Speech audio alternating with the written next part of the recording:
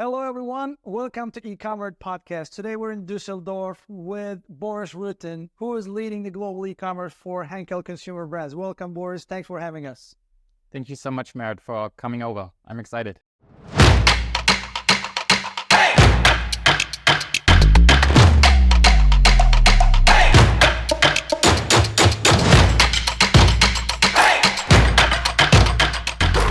I give you huge credit for selecting the most difficult bucket in between the three buckets you described, because usually, not all the time, but mostly enterprise global brands go after second bucket, which is the content improvement with digital technology and agency partners, which is much faster and easier, or activation, which you can run digital coupons, digital promotions, driving more traffic. You selected the most difficult bucket, which requires product commercialization, manufacturing capabilities, supply chain, and you generated 7x uplift in the leading product category with also sustainability initiative. I see 50% less plastic. This requires big credit. I give you kudos. Congrats on that. Now I'm inspired actually to ask another question. First of all, let me tell you this. I know you for several years now, and you know that I don't give compliments easily. I'm impressed by the insights and level of understanding the global digital commerce landscape. Where do you see the future trends? Where do you see next changes happening in our e-commerce industry? And personally, where do you see biggest change to happen to address one of the urgent needs, or to address one of the urgent problems you see in the industry, not specific to Henkel? So where we are going, and where would you like to see a couple of big changes happen? I think it is about mindset. I think when I consider e-commerce, it has been small for an organization, it has been new for an organization. Usually senior leaders didn't want to deep dive into it because it was just a small piece of the business, but they saw the need, so they brought in people with e-com expertise. Right. And what happened? E-commerce started to grow, so they brought in more people with e-com expertise. But what happened is you kind of create an organization within the organization. Because then all of a sudden you say, okay, they are supply specific, so we need an e-com supply manager. And this is how teams then continue to grow. Or now we need someone for e-com content, so we need content managers. And the teams become bigger and bigger. And I think the trend I see in the industry is that it's becoming too big. Everybody's trying to back integrate it into the organization. Right. Yeah, because we need those capabilities not in a specialized e-com team, but also across the entire organization. And the change I would like to see is that we get better understanding in both sides, because usually, at least from my experience, people working in e-commerce are like, okay, e-commerce is so special. E-commerce, we need to teach everybody how to do e-commerce. And the rest in the organization say, what's so special about it? Don't teach me everything I knew. So you still have those silos and tensions. I think what needs to change is also e-commerce people opening up for commercial expertise, for business acumen. This is spot on. Because that for me is missing a lot when I think about e-com managers with a digital heritage, but then there are fundamentals, like when you think the negotiations, having a customer strategy, which you learn when you work, for instance, in key account management and brand management. So I see that e-commerce people also need to upskill, to broaden their perspectives. Traditional commerce skills, basically. Traditional commerce skills. And this is what I want to see in the future. Because in the end, when you think about it, it doesn't matter if it is online or offline. You need to make sure you have the right products. It's the product availability. You need to secure they're visible. Right. Execution differs a little bit, but visible. And you need to make sure that you communicate the right way, yet you convert. That's true. Yeah. And this, yes, execution a little different, but from a business perspective, it's quite similar. The same. And the same. And this is what I hope will go away. That the e-commerce is some alien animal. No, it's part of our business. No. And at the same time, I think the rest of the organization, every key account manager needs to develop this expertise. In the future, I think you don't have those specialized e-com managers only. You will have commercial managers. They manage the online and offline piece of the business. And this journey, I think, requires a mindset shift, because everybody needs to be open to learn, to work together. This is really, I think, stemming from the share of online revenue in the overall business? Because it's growing, yes. 2 years ago during the COVID, it grew even faster. But still, I think the main pushback from traditional commerce or retailer account sales teams coming from, hey, we drive 75, 80, 85% of the revenue. You guys are still in your low teens digits. So they're looking for that if online commerce or e-commerce moving the needle or not. But to your point, it's not about only size of the revenue, or it's not about if it's moving the needle or not anymore. It's integrating naturally. So digital skill set is not sexy digital marketing capabilities anymore. It's actual commerce. It's actual business revenue. So this mindset shift that you demand and foresee in the industry, I think, is one of the biggest changes going to happen. And we see it actually more and more marketing background of people becoming chief sales and marketing officers, because exactly the need you described. But let's turn the medallion, because we talked about consumer brands, we talked about our industry, but our industry has also another big side, which is retailers and our retailer marketplace partner. Where do you see these partnerships going on in terms of the size of the business? Because also retailer businesses, they're prioritizing their big chunk of business on offline, physical retail. And now also, if you agree or not, we see that e-commerce online share growth is slightly slowing down. It's not as fast as 2020, 2021 during COVID times. Currently, I believe we're in the 20%, 20-25% range, globally e-commerce share of overall revenue. But it's slowing down a little bit. It's finding its balance. Probably it will accelerate. Where do you see the relationship between the consumer brands as advertisers, also suppliers, and the retailers going in this dynamic? So do you think there will be more strategic partnerships in terms of opening data layers, in terms of building initiatives? Or do you think the walled garden will go even higher and one party will try to monetize the other one and the walls will get spreading two parties away from each other? Where do you see this relationship going?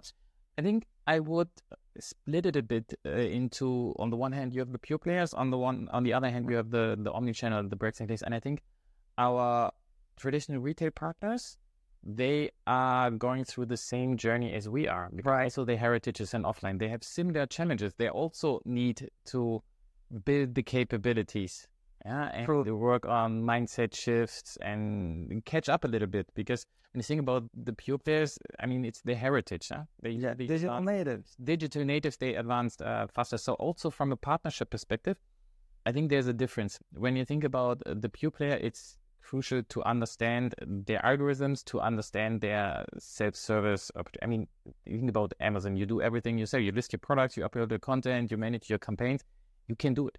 Think about traditional retailers, you need to collaborate, even to execute content. And there, I think the partnerships are essential. To be open, transparent, to jointly learn and jointly develop the business.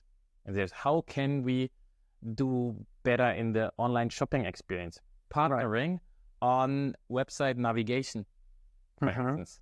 We do joint projects where specifically in our categories, obviously the retailer owns the website. When it comes to the category specifics and insights, we can bring in a lot and jointly optimize the menu structure and stuff like that. Or when you think about search, making sure that when people type in certain keywords, they get exposed to the right products. I mean, I'm always surprised how often you type in, let's say, a keyword for a detergent which is safe for babies, and like all kinds of detergents show up.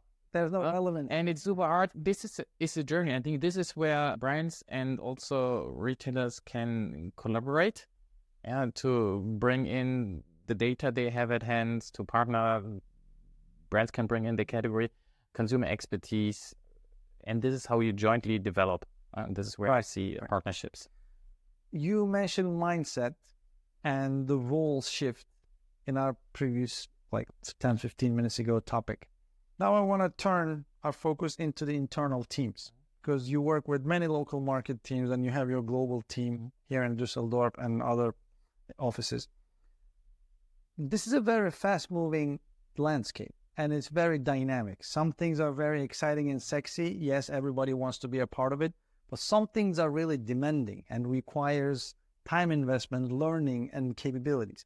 How do you keep your teams motivated on this journey to encourage them to learn more, catch up with the market and industry speed while meeting the business company's overall business objectives. It's not just summer fun project, it's also real business. How do you keep those people excited and motivated? I think my first answer to this question is, in general, how do you keep teams motivated? Okay. Not only specific in e-commerce. And I believe in creating an environment of trust, Right. removing politics to the Very most difficult. extent, exactly to the most extent you can get, fostering a collaborative environment where team achievements are more important than individual egos. Right. Yeah. This is in general what I believe in, which is often called as the organizational health. Yeah. This you should do anyhow.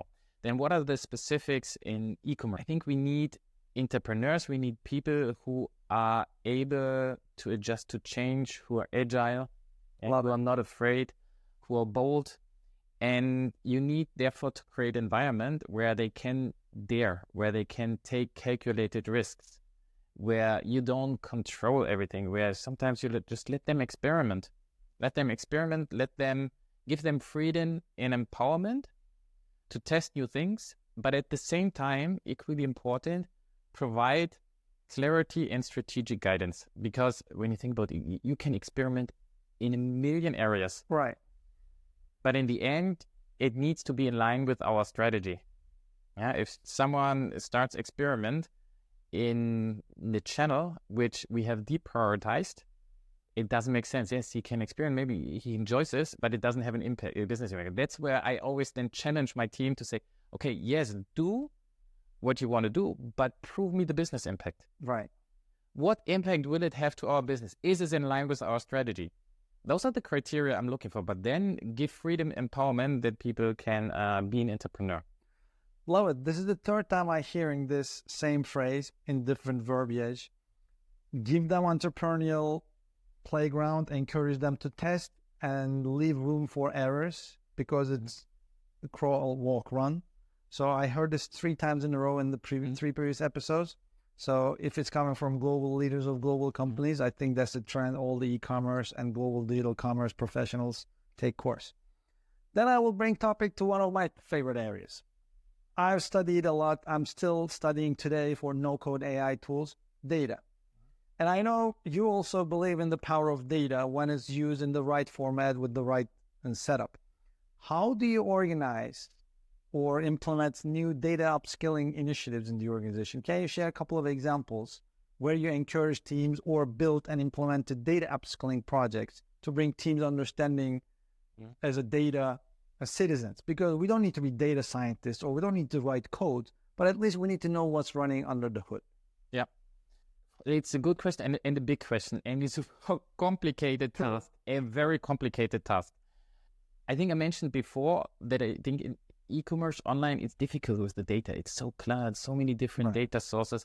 I think it's not necessarily that you don't have enough data. It's identifying the right data, the good data, the data you need in order to drive actions.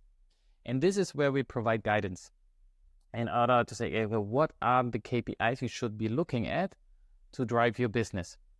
And in the case of e-commerce, we have the benefit we can decompose the sales, because you think about the traffic, which is measured, for instance, page views, and you have your conversion rates. And if you multiply your page views and with your conversion rate, you get to your sales. Right. If you add the price, the value, you get to your value sales. So you have a nice decomposition, which online you can do, offline you cannot, because you don't get this in share. So I think this is a huge benefit in online to understand what is driving your sales.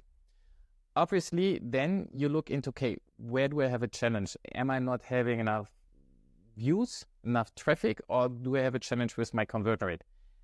And then what is enabling you better page views or better conversion rates? In the case of traffic, it's easy. You can do a lot with the retail media. When you think about page views, you invest a little more, it goes up, down. But it's not only the paid search, it's also the organic search, doing the right things in the SEO, and also making sure the products are available. If a product's out of stock, it doesn't get the views. No. So those are the things we allocate to driving the traffic. On the conversion rate, I mean, we all agree the major conversion driver is price, and you go up and down. Yes, but we don't want to mess around with the price. So what are the other things we can do? And better content drives conversion rate, better reviews, more reviews. And those are the typical digital shelf KPIs, which we have put in a layer. However, it's not enough just to tell the people, okay, those are the KPIs you should be looking at, because not everybody has it at hand, and it's difficult. You have different data sources. So what we do, we bring in the sales data, the traffic data, the conversion data, and we bring in the digital shelf KPIs. And we provide this in a harmonized way, because it does make sense if everybody creates their own infrastructure. So this is what we do globally. It results in 2 dashboards, which then enable also the people managing the businesses in a simple and easy way, analyze what's driving my sales and taking actions accordingly. Curveball question. Usually on average, how many different data sources and user interface platforms or industry solutions are you using to bring all this digital shelf, sales, and commercial data together in a harmonized way? Give me just an average number. I know I have a guess, but I want to hear from you. It's so many I can count, because if you think just about the sales data in online, you get it. Yeah, it's not that you go to Nielsen or whoever. I know. Sakana, you say, can you give me? It doesn't exist. You need to go by every single retailer who has sales data in very different formats. So just that, if you think about sales per market, you have 6-7 different ones which you need to bring in. Yeah. Huge challenge. So it comes to the sales. Then obviously you go KPI by KPI. Not everybody's providing you the traffic data. No. So this is step number 1. When you think about the digital shelf, also there are so many providers out there. However, our strategy in Henkel in that case is not to have a different digital shelf provider in each market. So we harmonize it. We steer this globally. Yes, it's not that we just have one, but we limit it, that it doesn't become too complex. And then we provide a infrastructure where all the data is in one place, so that not every market has their own shared drives where they store the data. No, we steer it centrally. Everybody has the same access to the data, one source of truth. We provide the infrastructure from a dashboard perspective. So we talk same numbers. But it's a huge journey. Yeah? So it's not that I'm on that journey for 6-7 years. Then you also need to upscale. What do those data tell you? It comes along with upscaling at the same time. And what I learned, what's most important is to collaborate with the market. Don't develop something globally and say, okay, this is a silver bullet. This is like this. No, absolutely adjust to the maturity level and bring in. We always bring in people from the market and let them help and review. Okay, is this a data literacy? Are you missing something? Is this convenient? Is this how you want to use it? And we develop jointly. So it is a journey. We continue this journey. New data points will come in. Think about, we just talked about retail media, all this data. So, and I haven't, the retail media data wasn't even part of what I just mentioned. No, I know. But we need to bring this in, because when you think about specifically how to drive the traffic. So it evolves. It will evolve, and we will continue. From your answer, I was able to list at least 12 solutions in combination, and I'm sure the number can grow and up and down. But this was super insightful. If you can detect my enthusiasm or passion about the conversation, I am already very interested in continuing this another hour. But unfortunately, we're coming towards the end of the conversation. So my last question to you, please be our fortune teller for the day and see where the digital workforce for the organization, regardless of e-commerce or offline, where do you see the digital workforce going, and where do you see the biggest needs are for the global enterprise companies like Henkel? So I would split it into the organization and into the employees in an organization. I think from an organization perspective, you need to find a way to manage the huge amount of data which is available, harmonize it, because this is a foundation to then bring in the AI solution, the Gen AI, and get the support and the benefits of that. I think digital native companies have a advantage at the moment when you think about the big, because that's their heritage. But all organizations need to become, to a certain point, a tech company and need to catch up, because those companies, from my perspective, will win in the future. The second is about the employees. I know there are a lot of discussions about, okay, what kind of jobs will be replaced by an AI? I see it a little different. I see it as an opportunity, because I'm not sure if AI will replace a job. I think it will make us more efficient. it will be your personal assistant. It can be from simple solution when you think about Microsoft Copilot. You get back from vacation, it summarizes your emails you missed or your tasks. It like minutes. People don't need to write minutes anymore when you have your digital assistant. So it makes you much more efficient in that way. I think it will not replace, it will help you, it will support you. And I think this is what we all need to understand. How can we leverage as the workforce, as the people working in an organization, AI to make us better, more efficient, having a better impact to the business results. This is how I would see it. That's super great. I have 3 key takeaways. I want to play it back to you.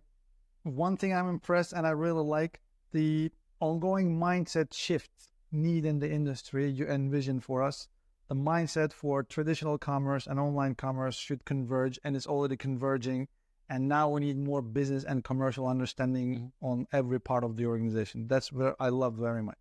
Second, I really like the digital capability building practice and reflecting this to the toughest part of the business, of at least online commerce business, tackling assortment, product catalog challenge, coming up with an innovative solution, meeting the market demand while making experience for the consumer delightful, instead of going easy fixes on the digital content and activation side. This was the second thing I loved.